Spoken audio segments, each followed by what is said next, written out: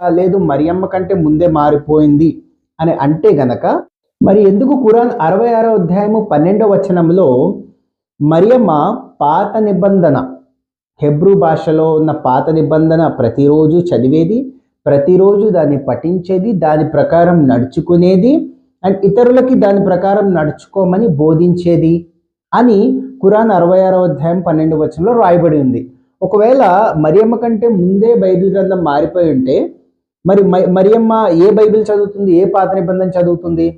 అదే పాత నిబంధన. సో మరియమ్మ తను చదవడమే కాకుండా అందరినీ పాత నిబంధన చదవమని ప్రోత్సహించి దాని ప్రకారం నడుచుకుని అందరికీ బోధించేది.